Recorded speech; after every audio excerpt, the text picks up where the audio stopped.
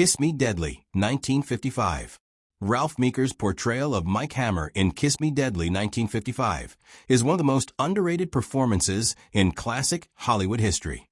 While most film noir detectives relied on charm and clever one-liners, Meeker brought something darker, an unsettling mix of brute force and moral emptiness. His Mike Hammer wasn't a hero. He was a man driven by anger, greed, and a warped sense of justice. Meeker made every scene feel volatile, like something violent could erupt at any moment. You couldn't trust him, but you couldn't stop watching him either. His performance didn't just carry the movie. It redefined what a noir lead could be. At the time, critics dismissed him as too harsh, too cold. But that's exactly what made his performance revolutionary. In a world of polished heroes, Meeker showed us a protagonist with blood on his hands and darkness in his heart. His intensity was raw, unfiltered, and way ahead of its time. Today, his Mike Hammer feels like the blueprint for the complex anti-heroes that dominate modern cinema. It's a performance that demands to be remembered and respected. In A Lonely Place, 1950, Humphrey Bogart delivered countless legendary performances, but none as hauntingly intimate as his role in A Lonely Place, 1950. Stripping away the smooth-talking charm of his usual characters, Bogart plays Dixon Steele, a brilliant but deeply disturbed screenwriter with a violent temper and emotional wounds that never healed. This wasn't the hero from Casablanca or the tough guy from The Maltese Falcon. This was something far more real and far more terrifying. Bogart dives into the fragility of a man teetering on the edge, portraying Steele with such quiet volatility that you never quite know what he'll do next. What makes this performance extraordinary is its vulnerability. Bogart exposes his character's inner torment, not with grand gestures, but with subtle facial twitches, cold silences, and explosive outbursts that feel all too real. It was a performance drenched in raw emotion, but it didn't get the credit it deserved. Maybe it hit too close to home.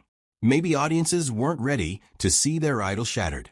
But in this forgotten noir gem, Bogart gave us one of the bravest and most psychologically complex performances of his entire career. The File on Thelma Jordan, 1950. Barbara Stanwyck was no stranger to femme fatale, but in The File on Thelma Jordan, 1950, she did something astonishing. She made us feel for one. As Thelma, Stanwyck doesn't just seduce with sultry glances and clever lines. She lures us into her emotional labyrinth. Beneath her calm, icy exterior lies a woman haunted by choices, entangled in a web of deception she can't escape. Stanwyck plays her like a master manipulator with a soul, and it's that layered complexity that makes this performance unforgettable. What's remarkable is how she shifts between control and collapse, seduction and sorrow, within the blink of an eye. One moment she's crafting a lie, the next she's unraveling from guilt. She draws the viewer in not just with allure, but with tragedy. And yet, despite her brilliance, this role is rarely celebrated in the same breath as her work in Double Indemnity. Why? Maybe because The File on Thelma Jordan is too quiet, too subtle, too real. But make no mistake, Barbara Stanwyck's turn here is one of classic Hollywood's most emotionally rich and criminally overlooked performances. Odds Against Tomorrow, 1959. Harry Belafonte's performance in Odds Against Tomorrow, 1959, is a masterclass in restraint, intensity, and emotional depth. In a time when black actors were often confined to one-dimensional roles, Belafonte shattered expectations with his portrayal of Johnny Ingram, a nightclub musician drowning in debt, pride, and desperation. He's not a stereotype or a sidekick. He's the emotional core of the film. Belafonte carries the weight of systemic racism, personal failure, and moral conflict all at once, delivering a character so human, it hurts to watch him spiral. What sets this performance apart is its quiet fire. Belafonte doesn't overplay a single note. His anger simmers just beneath the surface, never erupting without purpose. You see it in his eyes, in the way he talks through clenched teeth, in how he holds back even when the world pushes him to break. It's a performance rooted in dignity and pain, and one that feels achingly modern even today. Sadly, in 1959, the world wasn't ready to fully acknowledge the brilliance he brought to the screen. But make no mistake, This was one of classic Hollywood's most fearless, overlooked performances. The Breaking Point, 1950.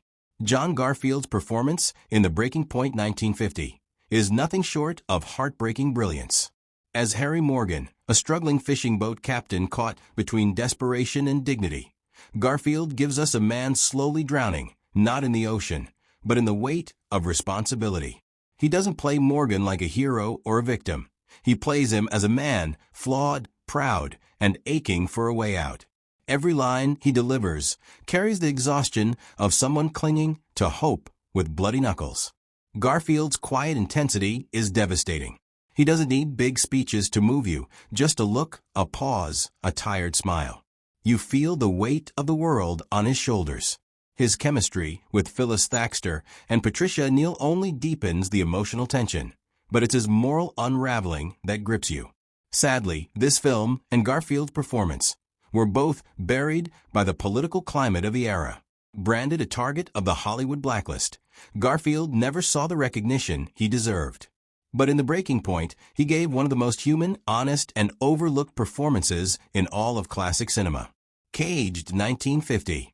Eleanor Parker's performance in Caged, 1950 is one of the most electrifying transformations in classic Hollywood, and yet it's often forgotten.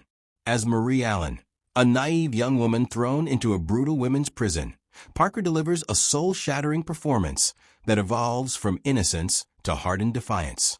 It's not just acting, it's metamorphosis. You watch her eyes change, her posture stiffen, her voice deepen as the system crushes her spirit and molds her into something unrecognizable. Parker doesn't play for sympathy, she earns it. You feel every betrayal, every humiliation, every moment of lost hope. Her portrayal is terrifyingly real, making the viewer question the cost of justice and the cruelty of reform.